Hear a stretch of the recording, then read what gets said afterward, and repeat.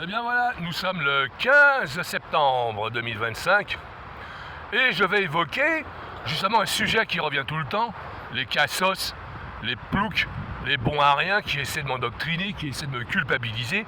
Donc voilà, à chaque fois on dit de moi qu'il faut que je m'habille, il faut que je m'habille, il faut que je me déguise en pingouin, vous voyez comme Pascal Chéniaud le pingouin.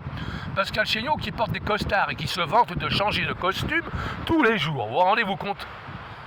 Comme cet homme est petit. En fait, cet homme joue sur la montre. Cet homme, c'est du vent.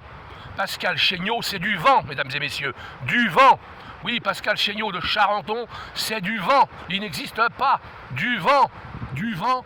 Du vent. Alors que moi, je fournis du contenu. Nous sommes bien d'accord. Bon. Alors, je crois que maintenant, il passe de plus en plus pour un coupable. Nous sommes bien d'accord. Pascal Chéniaud est un coupable. Un coupable tous azimuts, il faut des choses un petit peu olé olé, enfin je veux dire c'est pas sexuel, enfin je ne pense pas, vu son âge. Non, je pense que c'est uniquement question fric, question prestige personnel, voilà.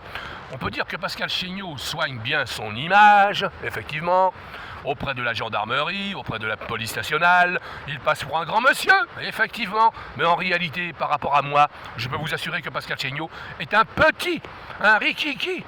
Tout simplement parce que toutes mes prédictions, justement, concernant la guerre en Ukraine entre Trump et Poutine se sont révélées exactes. Alors que, excusez-moi, mais Pascal Chéniaud, 000 à gauche d'un chiffre, c'est du baratin et encore du baratin, un embaumeur de première. Alors donc, tout le monde dit à mon propos qu'il faut que je m'habille, hein, parce que Pascal Chéniaud, pour lui, je suis un clochard parce que je suis en jean basket. Bon, en attendant, moi je suis beaucoup plus brillant que lui, et je l'ai ridiculisé à travers tout Paris. Mais là, maintenant, c'est encore pire. Donc, effectivement, Pascal Chéniaud, c'est quand même un truqueur au niveau de HEC, la Haute École de Commerce, qu'il a installé à Madagascar et qui fait payer à un prix fort aux malheureux étudiants qui sont complètement fauchés. Alors, je ne sais pas ce que c'est que la monnaie à Madagascar, c'est quoi, c'est la roupie? Non, on n'est pas loin de la roupie, c'est pas de la lyre non plus, la lyre italienne, enfin bon, c'est en dessous de tout ça, on est d'accord? C'est une monnaie de misère et il fait payer des milliers d'euros au prix de l'euro, quoi, l'inscription justement à HEC. C'est pas de la truanderie, ça, de sa part? Ouais. Moi, j'aimerais bien qu'on fasse une enquête sur lui, là, les royalties qui sont en poche. C'est loyal, c'est légal.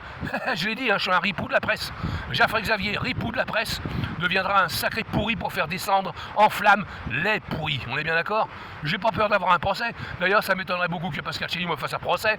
Il n'a pas intérêt, parce que moi, je vais la rattraper, mais alors à une vitesse. Parce que là, ouais, j'en ai sous le capot sans me vanter.